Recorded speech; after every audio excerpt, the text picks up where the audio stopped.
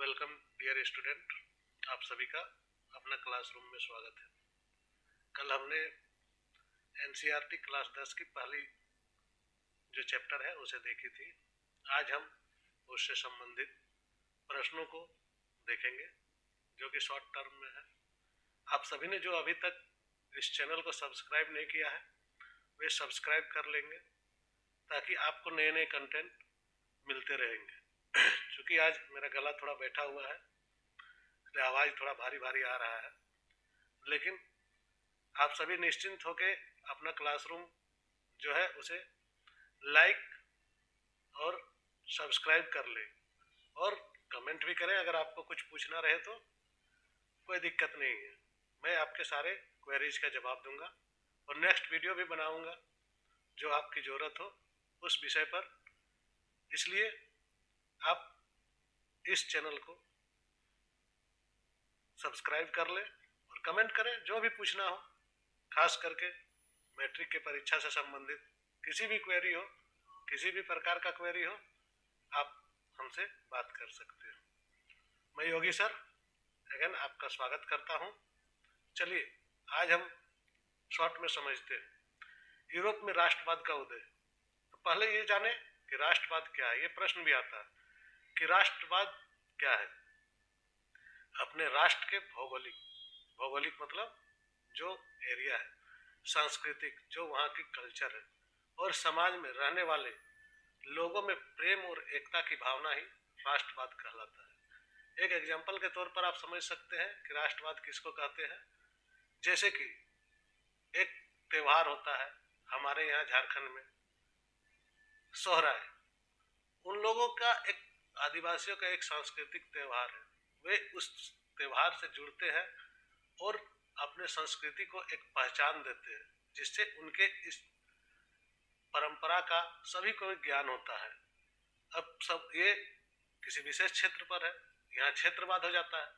लेकिन जब भारत कहीं भी किसी भी मुद्दे पर काम करता है जिससे हमें गर्व होती है, चाहे वो मिसाइल की परीक्षण हो, चाहे मैच जीतना हो, चाहे किसी प्रकार का, तब पूरा देश एक साथ झूम के उठता है, उसे हम राष्ट्रवाद कहते हैं।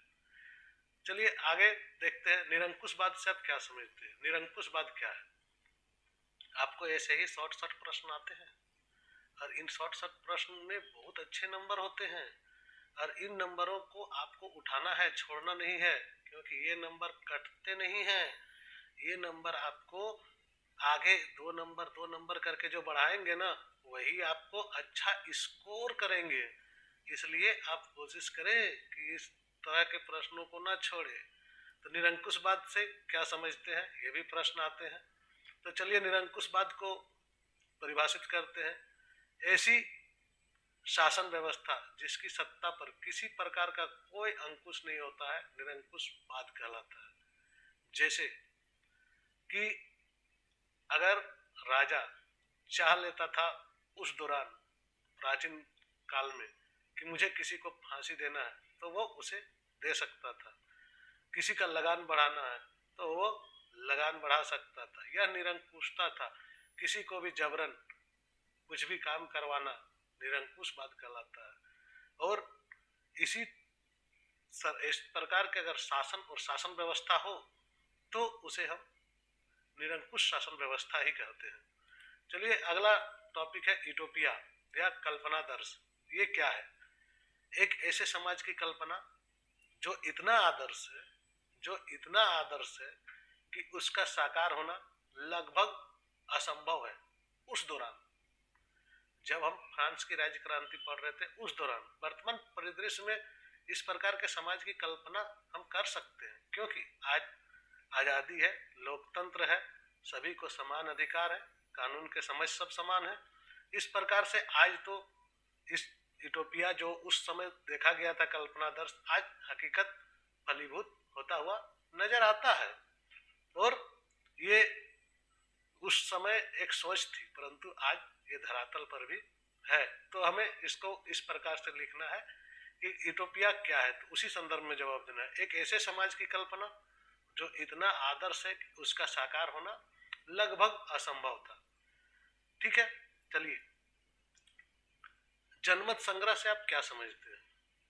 एक प्रत्यक्ष मतदान, जनमत संग्रह एक प्रत्यक्ष मतदान जिसके जरिए एक क्षेत्र के सभी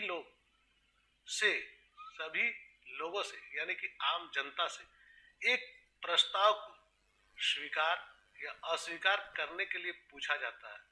इसमें कोई बाध्यता नहीं है कि आप स्वीकार करना ही पड़ेगा, अस्वीकार भी आप कर सकते हैं, परंतु वो क्या है, जनमत के गिनती में आता है। इससे क्या होता है कि जो भी फैसले लिए जाए उस फैसले में आपकी सहभागिता निश्चित होती है।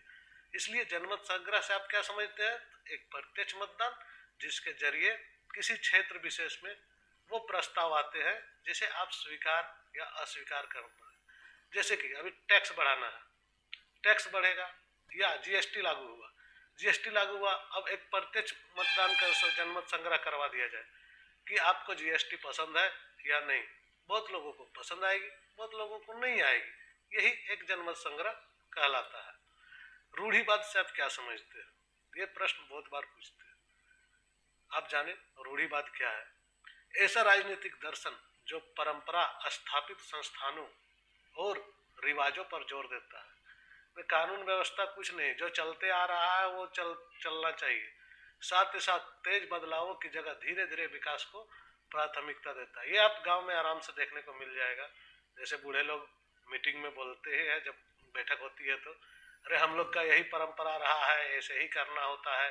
बस वही चीज रूढ़िवाद कहलाता है। रूढ़िवाद बहुत ज़्यादा ध्यान देने का जरूरत नहीं, आपस में ही दिख जाता है।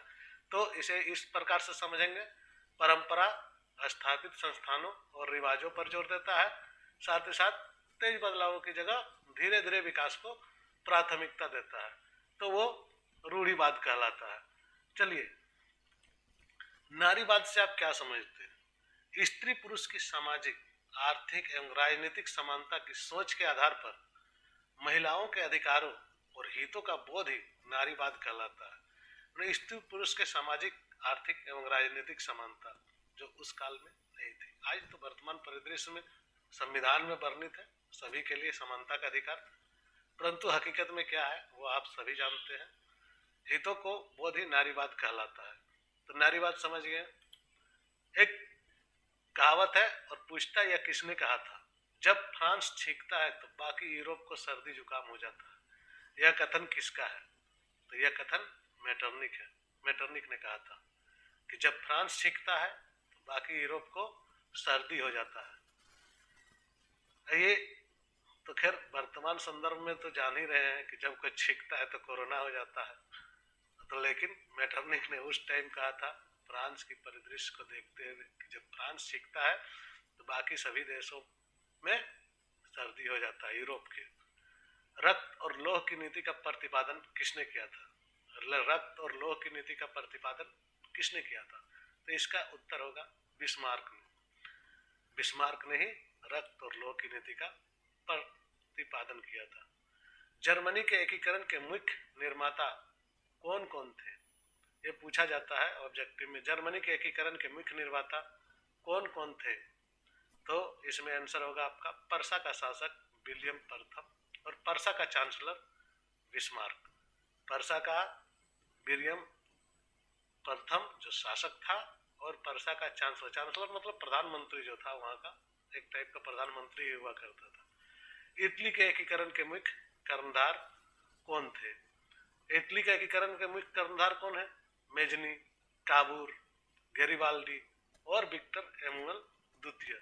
ये सब कौन थे? इटली के एकीकरण के सूत्रधार बोलिए, या इटली के एकीकरण में इनका महत्वपूर्ण योगदान है।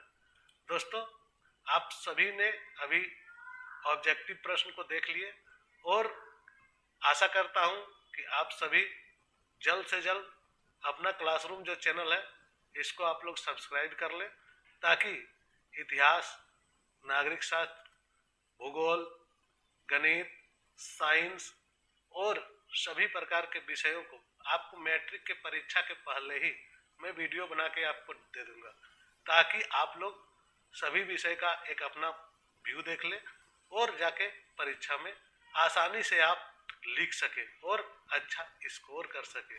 आप अच्छा करेंगे, देश अच्छा करेगा। बेहतर भविष्य के लिए ये बहुत ही आवश्यक है। धन्यवाद। आशा करता हूँ कि आप सभी इस वीडियो को लाइक और सब्सक्राइब करेंगे और कमेंट करेंगे। धन्यवाद।